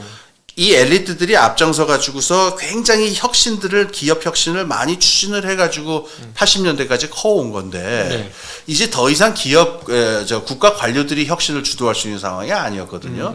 이제부터는 그럼 이제 기업이라든가 금융에다 혁신을 넘겨야 되는 순간인데 네. 그게 아까 말한 대로 쉽지가 않았단 말이에요. 네네. 그러니까 미시오 같은 지금 이 유키오 같은 사람도 마찬가지를 아쉬워할 텐데 그 시점에서 벌어들이는 돈으로 새로운 혁신 체제로 처제가 전환을 해야 되는데 네. 그게 안 되니까 네. 나쁜 의미에서의 그 렌트 세킹을 하는 금융 자본주의 같은 걸로 바뀐 거예요. 재테크라고 표현돼요. 재테크죠. 신조가 나갔죠. 일본 말 아닙니까? 제 네. 기억나요. 제 그 중고등학교 때 생긴 말이에요. 맞습니다. 신조어였습니다. 예, 맞습니다. 네. 예. 그러니까 재테크 해가지고 너도 나도 주식 투자한다, 부동산 투자한다, 땅 투기하니까 이게 아주 나쁜 의미의 투기적인 의미에서의 금융자본주의로 바뀌어버리고 결과는 이 거품으로 나타난 거죠. 그러니까 혁신으로 안 가고. 노고치가 지적하는 바는 젊은이들의 정신이 황폐해졌다. 그렇죠. 그러니까 열심히 일해서 땀 흘려서 돈을 벌고 열심히 일해서 뭔가 성과를 이루기보다도 왜 그렇게 살아? 돈으로 돈을 벌면 되지. 그렇죠. 그냥 자본 잘 투자하면 그냥 돈이 돈을 버는데 그러면서 부동산 투자가 계속해서 이루어졌고 기업마저도 부동산 투자를 하면서 부동산 그렇죠. 거품이 진짜 지구 역사상 최고 꼭지를 한번 찍는 그렇죠. 그런 일이 벌어졌었죠. 그 당시 유명한 얘기가 있었잖아요. 그 일본 국토 전체의 부동산 가치를 보면은 미국 전체의 땅을 2번 산다라는 그런 농담이 있었어요. 실제인지 모르겠는데. 여기 여러 분 나왔습니다. 그래. 황실 땅만 팔아도 캘리포니아 전체인가 그 이상을 사는 황실 땅만 팔아도 황실 땅만 팔아. 황실 도쿄에 있는 황실 땅만 팔아도 그쪽만 황실 땅만 예. 팔아도 그 넓은 캘리포니아가를 다 사는 그런 상황이 벌어졌고 엔화 가치가 높아지고 이러다 보니까 시가총액 기준으로 세계 10대 기업에서 예. 8개인가 7개인가 일본 기업이 되죠. 예. 그렇습니다. 지금 돌이켜 보면은 굉장히 우둔했던, 저는 그 일본 사람들 갖다가 폄하하거나 이런 의도는 전혀 없습니다. 저는 그런 편협한 종류의 사고 방식은 하지 않는데 80년대 말에 관한 한 일본 사람들이 그 지배 계급이 참 우둔했던 시대다라는 생각이 들어요. 네. 아까 말한 대로 그렇게 해가지고 호황을 누리고 돈이 많이 들어왔으면은 그 완전히 일신우일신 해가지고 네. 완전히 혁신 체제로 처음부터 다 바꿀 생각을 했어야 되는데. 네. 그걸 바꾸지 않고 그 40년 체제를 계속 쥐고 있다 보니까 그 돈이 결국은 다 그런 비생산적인 데로 가잖아요. 네네. 그때 일본 사람들이 겪었던 정신적 공황 상태를, 아까 공황 상태, 네. 특히 그 공황 상태가 심한 건 뭐냐면 거품 꺼진 다음에 네. 거품 꺼지고 나니까 몇 년 전까지의 그 홍화로웠던 세상은 다 어디로 갔느냐 때문에 이런 말로도 알 수가 없었어요. 네네. 그때 오음 진리거 사건 같은 거 나오잖아요. 그래가지고 네네. 일본 네. 정신적 공황 때문에. 네네. 그 일본 사람들의 그때 정신적 공황을 느끼고 싶으시면은 아주 명작이 있는데, 그 미야자키 하야오 감독이 만든 생과 이치로의 행방불명이라는 애니메이션이 있어요. 혹시 보셨는지 모르겠어요. 보다 재미없어서 껐는데 그게 그거와 그 관계가 얘기입니다. 있어요? 그 얘기의 환상 속에 왜 화려한 세계 있죠? 예. 그게 80년대 일본을 얘기한 거예요. 네. 그래서 그 80년대 일본은 이제 나중에 돼지들로 돼버리잖아요. 그렇군요. 그러면서 옛날에 그 어리석었던 80년대를 회고하고 그걸 반성하는 이야기가 생과 이치로의 행방불명. 오늘 이거 보고 제가 한번 찾아서 다시 한번 예. 봐야 될 것 같습니다. 왜 찌릿합니다. 그거 보면. 그 돼지로 바뀌는 게 그거였군요. 예. 너무 저는 비현실적인 얘기라서 못 보겠다, 무슨 얘기인지 모르겠다. 일본 사람들이 보면 굉장히 가슴 아픈 얘기죠. 그렇군요. 일본에서 포르노 그 산업으로 최고로 성장했던 영화도 있거든요. 예. 네, 그 시리즈물이 나와 있는데 그걸 보면 중간에 돈을 어떻게 쓰냐면 돈을 잘 벌 때 나이트클럽을 하나를 다 세뇌해서 직원들한테 뭉칫돈을 그냥 하늘로 던지거든요. 예. 그게 아마 요 80년대하고 또 맞닿아 있는 것 같습니다. 그 생과 이치로의 행방불명에 보면은 제가 제일 좋아하는 애니메이션 캐릭터가 나오는데 가오나시라고. 예. 얼굴이 없다 이런 뜻인데요. 먹어도 배가 안 부르는 그런 캐릭터예요. 괴물 같은 건데, 그러니까 그게 80년대와 90년대를 통과하는 일본 사람들의 정신적 황폐함과 물질적인 호화에 뒤섞이는 저건데 끊임없이 먹어치워요. 그런데 그 공허함과 황폐함을 그 면할 수 없는 그런 불쌍한 캐릭터가 하나 나옵니다. 그 가오나시라는 캐릭터 한번 잘 보세요. 그러니까 사실은 그 갑자기 이제 스티브 잡스의 말이 생각납니다. Stay hungry, stay foolish라고 표현했던 스탠포드 대학에서 그 졸업 연설인데, 사실은 사람이 만족해하고 풍요로워지면 오히려 사람은 자신의 가장 강한 경쟁력을 갖게 되는 게 아니라 그 풍요로 인해서 오히려 훨씬 더 나쁜 상황으로 이렇게 변화되는 그런 일이 너무 그 일본의 경제를 통해서 또 배울 수 있는 것 같아요. 이거는 이제 그 경제학을 떠나가지고 조금 뭐랄까 돌을 닦는 그런 이야기에 해당하는데, 그 순간에 사람의 그 정신적 업력이 드러납니다. 뭐냐면은 갑자기 50억이 생기잖아요. 가령 500억이라 합시다. 500억이 생겼을 적에 그 사람이 어느 만큼 인격 수양이 돼 있고 정신적인 내공이 있고 그다음에 철학적이로나 도덕적으로 높은 이상을 가지고 있느냐. 만약에 그걸 가진 사람이라면은 500억이 생기면은 좋은 재단을 만들어 갖고 좋은 사업을 하게 되고 그동안에 꿈꿔왔었던 일들을 하면서 세상도 살찌우고 자기도 살찌우겠죠. 그런데 이제 껄렁했다. 읽은 책도 없고 맨날 보는 거는 맨날 포르노그래피나 보고 술이나 먹고 하던 사람한테 500억이 생긴다. 바로 폐가망신이죠. 복권 당첨을 통해서 우리가 많이 보지 않습니까? 그런 분들이 안타깝게 많죠. 근데 어떻게 보면은 일본한테 그 시험의 기회가 오게 된 건데 요 얘기는 좀 할 필요가 있어요. 그래서 일본이 이 정신적 황폐를 지적을 했던 사람들이 있었는데, 일본 2차 대전 이후에 일본의 가장 중요한 사상계의 두 사람이 있다고 한다면은 이제 그 또 오츠카 히사오라고 하는 경제사학자가 있었고요. 이 환산진남 이 두 사람 마루야마 마사오죠. 이 두 사람이 같이 지적을 했던 게 일본에는 진정한 의미의 근대인이나 근대적인 정신이 들어온 것 같지 않다라고 하는 반성을 굉장히 많이 했었어요. 그리고 아직도 어떤 일본인들의 정신 세계는 아직 숙성하거나 이렇게 충실한 것 같지 않다라는 걱정을 많이 했었는데 아니다 다를까 80년대에 그러니까 60년대부터 70년대까지 일본은 계속 국가 차이가 나서 옛날 전쟁할 때 미국 놈들 때려잡다 하던 식으로다가 경제성장 이러면서 60, 70년대 끌고 왔거든요. 그래서 제가 아까 경제 동원 체제라고 표현했죠. 맞습니다. 그리고 유럽 사람들은 미국 사람들, 유럽 사람들, 일본 사람들 뭐냐면 이코노믹 애니멀이라고 그랬어요. 경제 동물들이다. 그러니까 오로지 돈 벌자 이걸로만 20년 동안 온 민족이 매진을 한 결과 엄청난 돈을 벌었는데 그 돈으로 무슨 외국 원조를 한 것도 아니고 그 다음에 뭐 훌륭한 그야말로 우리나라 저 위안부 할머니들한테 제대로 보상을 하거나 자기들의 어떤 양심과 품위를 되찾기 위한 일들을 하거나 한 것도 아니고 그냥 흥청망청한 거죠. 그때 사실은 시험대에 오른 거고 그때 처절하게 실패를 한 거죠, 사실은. 그러니까 마치 그 시험을 앞두고 시험 공부에 매진하거나 아니면 운동 시합을 앞두고 운동만 한 사람이 그 목표 외에는 아무것도 없어서 사실은 자기를 돌아보려면 따로 한적한 시간을 가져야 되는데 한 번도 그랬던 적이 없었던 거죠. 1940년 체제 자체가 그런 게 아니었나 하는 생각도 듭니다. 이게 그 어떤 정신적 황폐를 나타내는 그런 사례 하나가 있어요. 뭐냐면은 일본이 그 동남아에다가 해외 연주를 굉장히 많이 했거든요. 저는 이게 굉장히 중요한 일본의 분수령이었다고 생각을 하는데 일본이 2차 대전 때 동남아 지역에 많은 죄를 지었잖아요. 굉장히 많은 사람을 죽였고. 뭐 한국뿐만 아닙니다. 그럽니다. 그렇습니다. 그렇기 때문에 일본은 어떤 자신들의 역사적인 과제로 봤을 때도 이 동남아 나라들의 경제 성장을 도와야 되는 면이 있고요. 돈도 많이 80년대에 돈도 많이 생겼으니까 실제로 투자도 많이 했어요. 많이 하고 해외 원조도 많이 했는데 문제는 이게 그야말로 동남아도 잘 되고 일본도 잘 돼서 우리 앞태평양에 있는 나라를 정말 좋은 의미의 정말 그 공영체로 만들어 보자 이런 좋은 방향으로 나가는 게 아니고 기시노부스케가 가지고 있었던 제국주의적인 사고방식의 그 전략의 일환으로 그냥 나갔던 거예요. 대동아 공영입니까? 이 기시노부스케가 대동아 공영권을 구상했던 사람 아니에요. 이 사람은 50년대에 자기가 수당이 됐을 때부터 그때부터 동남아로 다시 뻗어나가야 된다. 목적이 뭐냐면은 다시 동남아 지역의 경제를 경제적인 차원에서라도 일본에 종속시켜야 된다라고 하는 그런 생각을 가지고 있었고 그래서 80년대 90년대에 그래서 외국 원조를 많이 했는데 그 마인드가 이 동남아 경제를 일본에 종속시키도록 한다라고 하는 마인드를 크게 벗어나지 못한 거예요.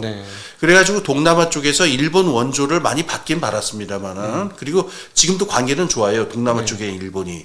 그런데 일본이 여기서 조금 더 열린 마음으로 이 동남아의 그 경제 성장을 도왔다라고 한다면은 아시아 전체가 좀 더 고르게 성장할 수가 있었던 기회가 있었는데 그걸 사실 놓친 면이 있어요. 이런 게 말하자면 일본이 그러니까 그 벌어들인 돈으로 쓸데없이 부동산 투기나 하고 뭐 나이트클럽에서 뿌리고 이 짓 하지 말고 아시아 다른 나라들 도우면서 아시아 전체의 경제가 다 같이 잘 되는 방식으로 이렇게 크게 투자를 할 수 있었다면 나중에 97년에 IMF 위기가 터진 다음에 재미난 후일담이 있습니다. 이 노구치 유키오가 이 1940년 체제를 얘기할 적에 같이 작업했던 사람이 있어요. 사카키바라라고.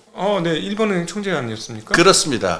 미스터 오크라쇼라고 불리는데 일본 대장성을 대표하는 남자였었던 이 사람이 그 당시 이제 일본 총리가 되거든요. IMF 직후에 그 사람이 말하자면은 이 유키오 교수와 비슷한 사고방식이었는지도 몰라요. 아주 앞장서서 나서서 AMF라고 하는 걸 만들겠다. Asian Monetary Fund, IMF의 아시아판을 만들어서 그 외환 위기에 빠져 있는 태국이라든가 동남아 나라들을 일본이 적극적으로 돕겠다라고 하는 역할을 하겠다 이렇게 나선 적이 있었어요. 사카키바라가.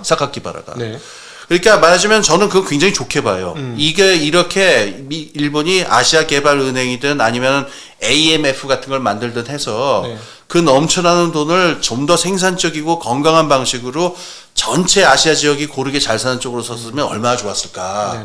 근데 그 AMF 실패합니다. 왜 실패한지 아세요? 미국이 반대해요. 그렇겠죠. 미국은 싫겠네. 그건 유명한 얘기예요. 그건 제가 처음에 박사 논문 쓰려고 했던 주제가 그거였기 때문에 조금 아는데 네. 그 사카키바라가 AMF 구상을 얘기한 다음에 바로 미국에서 그 당시 루빈 재무부 장관이 네.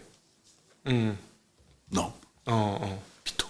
그래가지고 그렇죠. 일본 입장에서 미국이 노하면 꼼짝 못하죠. 그렇습니다. 네. 미국 입장에서는 그 일본이 동아시아에서 그 영향력을 발휘해가지고 하는 거를 좋아하지 않았던 게 미국은 그때 빨리 이 자본 자유화가 이루어져가지고 글로벌 자본주의로 통합되기를 원했거든요. 이 동남아가. 예. 그러니까 일본의 그 구상을 싫어했던 거죠. 네.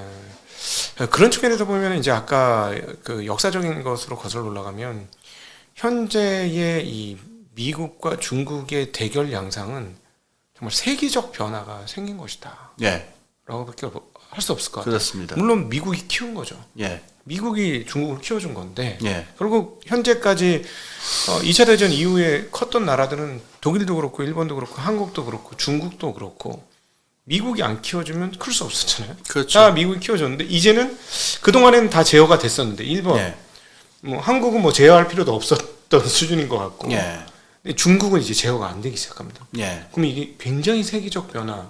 그래서 그동안에 있었던 모든 흐름들이 우리가 경험해보지 우리 생전에 경험해보지 못한 새로운 시대가 열리는 거 아닌가 이런 예. 생각도 많이 들거든요. 그래서 저는 개인적으로 이제 해도에 없는 바다로 우리가 들어갔다. 저는 이제 그런 표현을 많이 쓰는데 지금 중국이 하고 있는 행태를 보면요. 네. 일본의 전철을 밟지 않겠다라고 하는 그게 굉장히 명확해요. 그렇죠. 부동산 정책도 그렇고요. 예. 아까 하나 더 있는데 자본 자유화 문제가 그렇습니다. 그러니까는 일본이 아까 말한 대로 그 80년대에 들어오는 돈은 많고 네. 그다음에 시스템은 근데 1940년 체제로 유지되고 있으니까 여기서 굉장히 어려운 문제가 하나 있었어요. 자본 자유화를 해야 된다. 다시 말해서 미국에 있는 금융자본이 일본 기업을 취득할 수 있도록 허락해야 된다라고 하는 문제예요. 네네. 이게 제일 예민한 문제였거든요. 90년대 초에. 네.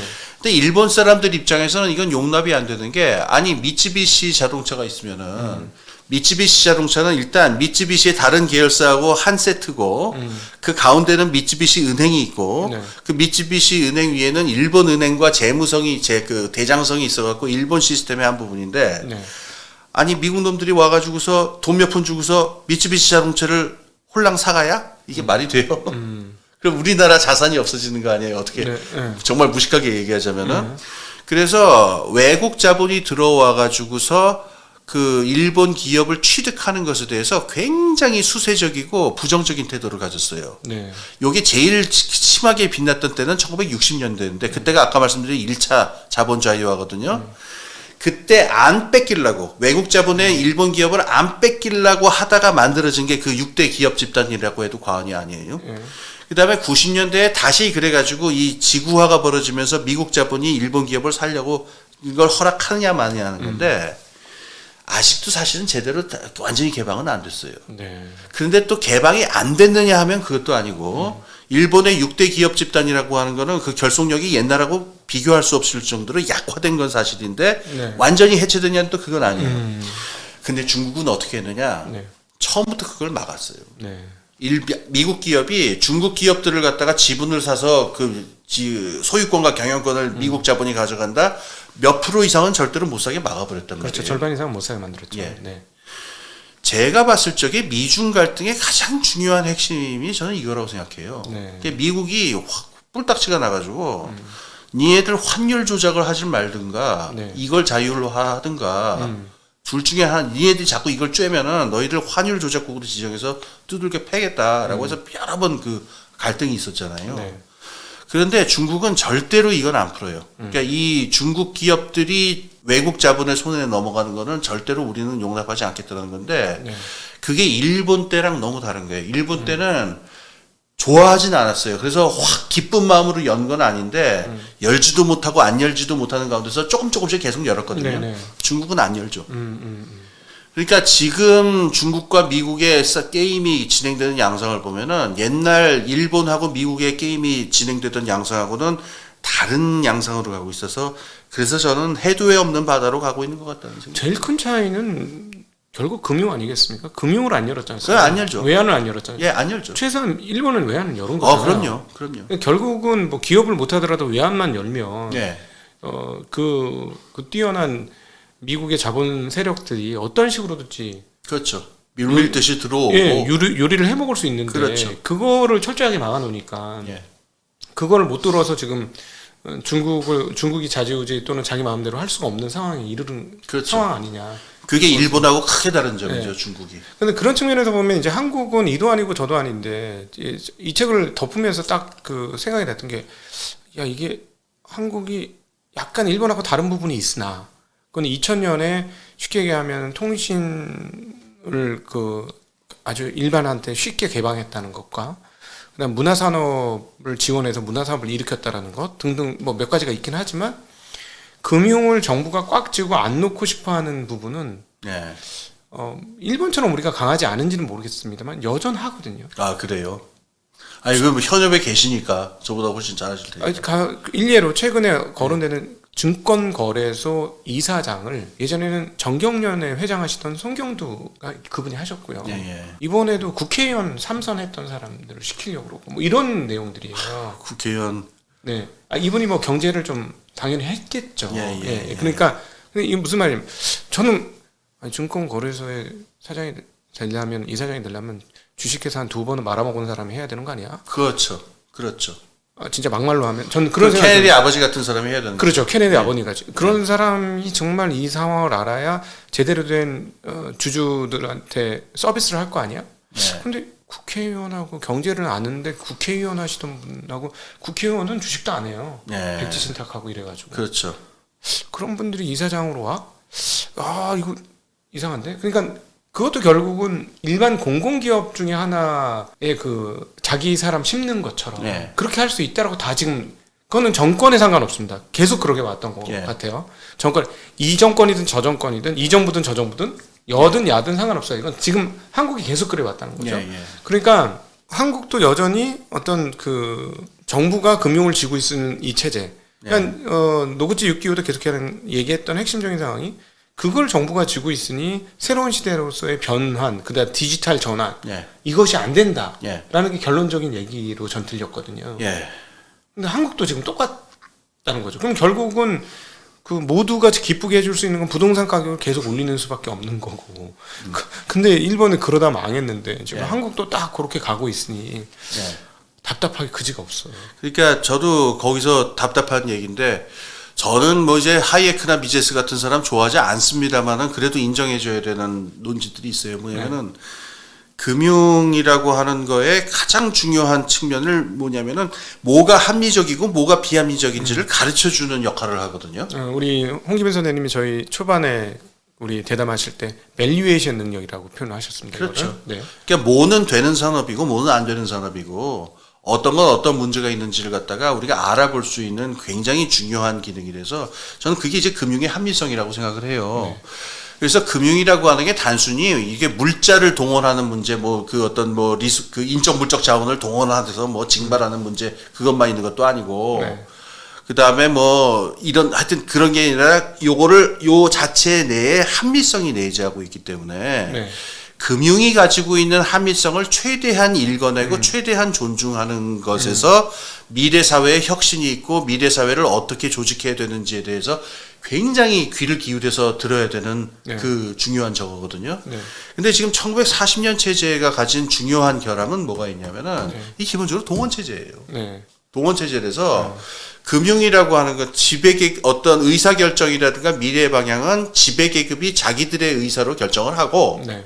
단 그 다음에 그거를 뜻에 따라서 동원하는 동원 수단으로 금융이 사용이 되고 금융의 논리들을 참조는 하는데 네. 참조를 한다는 거는 자기들의 뜻을 관철시키는 데에 어떤 조언을 주는가 정도로 관철을 이걸 하는 거지 금융의 합리성을 중심에 놓고서 그걸로 나라를 다시 시작했다라는 생각은 아니거든요. 근데 미국 같은 경우에 보게 되면 미국 자본주의는 그 나라 그 자본주의의 중심에 그 자본시장의 논리가 그 안에 있단 말이에요. 그렇죠. 그러면 여기서 제가 봤을 때는 한국이든 중국이든 일본이든 공이 나타나는 현상인데 맞습니다. 지배계급들이 금융의 합리성 자체를 중심에 놓는 것을 굉장히 꺼려해요. 맞습니다. 자기는 헤게문을 놓칠 거라고 생각하는 것 같아요. 굉장히 두려워하는 거죠. 네. 근데 제 생각엔 그건 왜 그러냐면은 거기 명백한 이유가 있어요. 유럽에서도 19세기 초부터 19세기 말까지를 보게 되면은 똑같은 문제가 있어요. 귀족들이 금융시장이라든가 부르주아들을 적대시하고 저놈들한테 우리가 권력을 빼앗을 것이라는 두려움 때문에 계속 충돌을 빚거든요. 네. 그게 이제 발자크, 프랑스의 그 발자크 같은 소설에 보면은 그게 프랑스 증권시장에서 계속 부딪히는 얘기가 나오는데 네. 한 100년 정도 시간이 걸리면서 프랑스 귀족들이 우리도 부르주아가 되면 되는구나. 우리도 금융 세력이 되면 되는구나. 네. 라는 걸 알면서 차츰차츰 자기들의 권력을 포트폴리오로 바꿔 나가거든요. 네. 그게 한 100년이 걸리는데 한국, 중국, 일본은 문제가 뭐냐면 너무 짧은 시간에 급속하게 성장을 하니까 예. 이 지배계급이 가지고 있는 권력이 아직 완전히 금융적인 형태로 바뀌지 않은 거예요. 그렇지. 주식은 못하게 하고 안 하잖아요. 예, 자꾸 부동산을 하죠. 네, 그러니까 지금 사실은 금융이라는 게 말씀하신 대로 따져보면 되게 합리성을 추구하는 어떤 본질적 성향이 있잖아요. 예. 돈이 돈을 벌게 해야 되니까. 예. 그러면 그런 식으로 따지면 지금 우리나라에 매년 50조 이상의 돈이 부동산으로 그냥 들어가거든요. 예, 근데 그 돈이 리턴이 얼마 안 될 거거든요. 그렇죠. 그럼 금융적인 생각을 하면 거기다 자원을 배분할 일이 없어요. 왜냐하면 예. 그 연환산 수익률이 얼마 안 되기 때문에. 예. 근데 계속 그렇게 들어가더라는 거죠. 결국 근데 일본도 그래서 망했고, 예. 미국도 그거 잘못해갖고 한번 휘청했고, 네. 밸리에이션 잘못해가지고 휘청했고. 근데 이거 계속 이렇게 중국도 마찬가지예요. 네. 그러니까 지금 중국이 난리가 나갖고 저렇게 1년이 넘게 고생을 하고 있는 것도 결국 거기다 너무 많은 자원을 거기다 쏟아붓는 거죠. 그렇죠. 그러니까 이게 참 너무 안타까운 부분이에요. 이게 급속하게 경제 성장을 하는 사회들, 아시아에 있는 나라들에서 그래서 이게 하나의 공통적인 문제점인 건데 지배계급이 마인드를 바꿀 수 있는 시간이 없어요. 그러니까는 지배계급이나 지배층은 돈을 벌면 그걸로 금융시장의 합리성을 이용해서 혁신을 하고 투자를 한다 이런 마인드를 갖고 있는 게 아니고 땅에다 붙는다. 왜냐면 스탁이잖아. 예. 저는 저의 개념 제가 축적이에요, 축적. 예, 제가 머릿속에 이렇게 벌어놨는데 이거 어떻게 하지? 안전하게 보관해야 돼. 그렇죠. 그러니까 세상에 변화 없는 어제도 오늘도 내일도 똑같은 예. 이 지구상에 신과 같은 존재는 땅밖에 없는 거예요. 그렇죠. 지금도 그거 하는지 모르겠는데 왜 그 금거북이라고 있죠? 네. 요새도 합니까? 사람들 그거 금거북이? 요즘은 좀 덜하죠. 덜하나요? 금은방에 보면 잘 안 보이죠 예전보다. 옛날에 19세기 인도가 그 문제였는데요. 네. 영국 사람들이 인도 사람들한테 이해를 못 하겠는 게 뭐냐면은 돈만 생기면 이 귀족들이 다 금으로 바꿔서 땅에 묻어버려요. 그러니까 아니 너희들 돈 생겼으면 그걸 투자를 하든가 뭔가 해서 돌릴 생각을 하지 왜 금을 만들어서 땅에 묻어놓느냐. 어떻게 보면 이게 지금 인도도 말하자면은 금융자본주의의 합리성을 이해할 만한 시간적인 여유가 없었거든요. 19세기 인도 지배계급도. 네. 그 당시 금거북이 만들어서 땅에 파묻는 거랑 그냥 땅을 사는 거랑 어떻게 보면은 저희가 보기에는 비슷한 연장선이 아닌가. 그리고 이제 조금 어렵습니다. 예, 금융이요. 금융이 좀 어려워요. 어렵죠. 어려워서 안 하는 것 같아요. 제가 보기에는. 어렵죠. 네. 땅은 쉬운데. 쉽죠. 그냥 아무 생각 없이 그냥 쉽나? 계속 쌓기만 하면 돼요. 쌓기만 하면 되고 정책은 바꿔주면 되거든요. 예. 정책은 뒤에 바꿔주면 돼요. 예를 들어 수도권 중심 정책 예. 이건 뒤에 해도 되거든요. 예. 내가 여기다 집중적으로 땅을 사고 정책을 거기다 맞춰주면 되는 거니까 예. 쉬워요. 근데 이거는 이거 된다고 알고 투자를 했더니 되는 것 같은데 갑자기 외국에서 경쟁이 나. 그래갖고 갑자기 이 투자한 돈이 몰라 그래. 이렇게 되니까 굉장히 어렵거든요. 이게 이제 일본 기업의 문제로 가보면은 어떻게 문제가 되냐면요. 네. 가령 산업 체제가 굉장히 요동을 치고 근본적으로 바뀌는 상황이 이제 IT가 나오고 90년대, 2000년대에 벌어졌잖아요. 네. 그럼 소니라든가 이런 기업들 같은 경우에는 방향을 새로 잡고 기업을 완전히 다른 방향으로 이제 정말 이제 환골탈태를 해야 되는데 네. 그 환골탈태의 벤치마크를 삼을 게 뭐가 있어야 되거든요. 그렇지. 네. 근데 지금 이런 체제의 경우에는 이게 대장성의 가르침이 벤치마크인 거냐. 근데 일본 주식시장이라고 하는 데가 미국 주식시장하고는 성격이 달라가지고 완전히 이렇게 역동적인 시장이 못 돼요. 거기 안정주주 공작이라고 해서 갇혀있는 주식량이 너무 많고 그래가지고. 그러면 이런 상태에서는 소니 같은 기업도 그러면은 어디에 벤치마크를 해야 무슨 기술을 저걸 할지 아니면 지주회사로 전환을 할지 뭘 결정을 하는데 미래의 혁신 방향을 뭘로 잡을지의 어떤 신호와 큐를 어디서 받느냐라는 문제가 나오게 되거든요. 그렇죠. 그러니까는 저는 일본 경제의 잠재력이나 저력을 무시할 생각 전혀 없고 분명히 그 있을 거라고 생각하는데 어쨌든 최소한 지금까지는 그 어떤 혁신적인 힘에 있어가지고 굉장히 부족하고 딸렸다라는 평가를 많이 받잖아요. 그렇죠.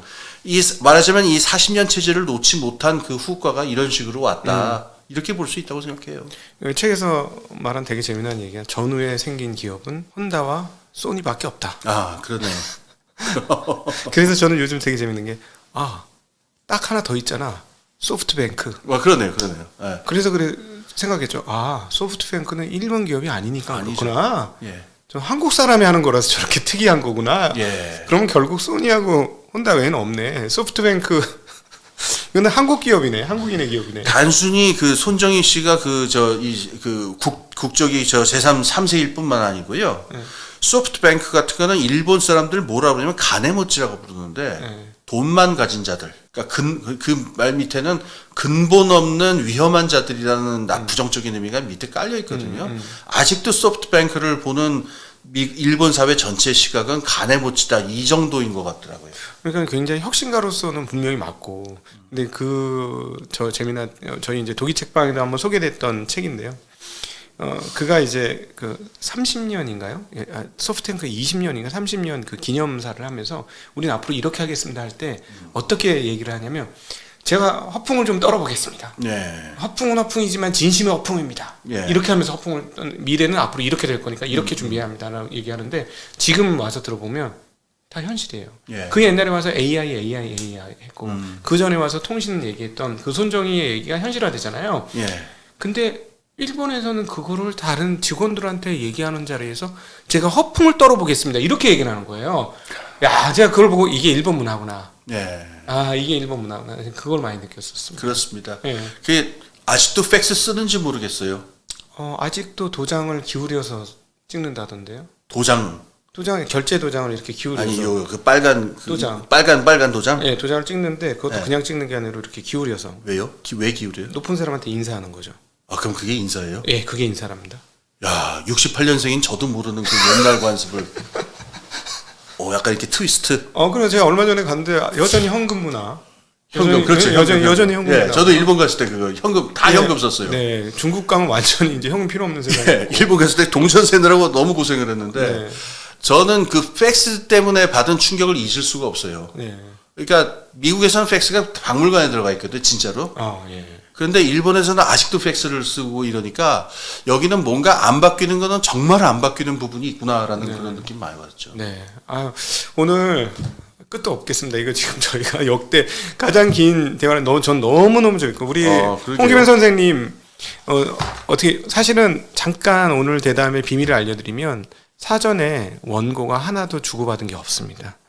오늘 다 이 자리에서 한 겁니다. 그래서 제가 이제 실력이 딸리기 때문에 좀 버벅버벅하고 어버어버한 거 보셨을 텐데 우리 홍기명 박사님이신데 이 홍기명 박사님 진짜 척척 박사님이에요.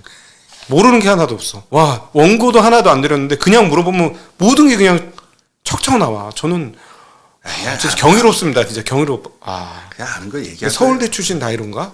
아니면 천재라서 그런가? 전 진짜 난 너무너무 놀랍습니다.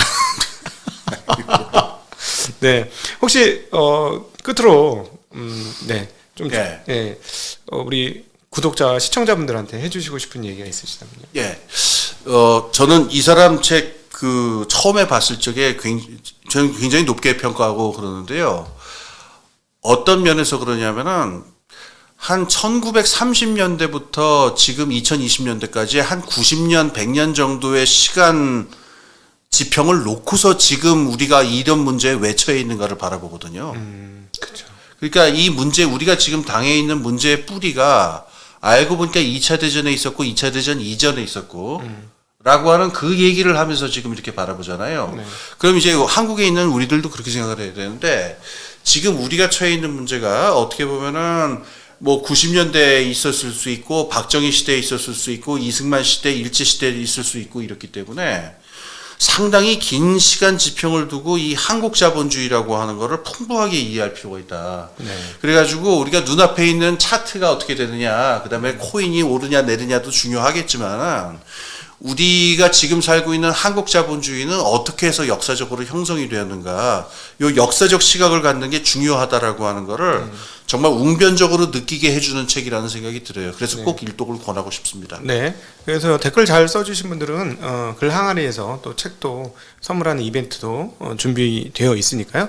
많은 분들 봐주시고 뿌려주시고 여러 사람한테 나눠주셨다고 이 영상을 그런 댓글도 환영하겠습니다. 그리고 저는 이런 생각이 듭니다. 이제 좌우 나눌 때가 아니다. 진짜 제발 답답한 소리 좀 하지 마라. 네.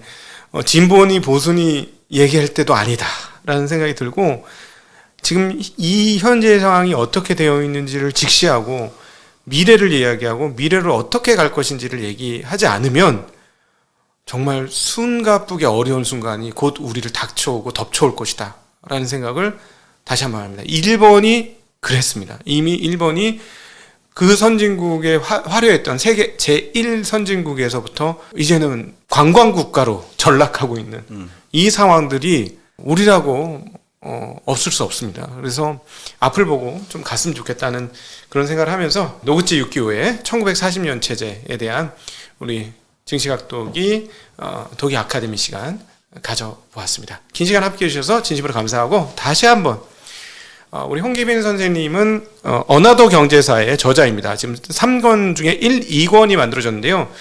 그걸 읽으시면 이런 분위기를 내 것으로 만드실 수 있습니다. 그래서 어나더 경제사 1, 2권 지금 아직 3권은 출시 전인데요. 1, 2권 보시면 어떤 해안과 또 통찰력을 얻으실 수 있다는 점도 다시 한번 말씀드리고 싶습니다.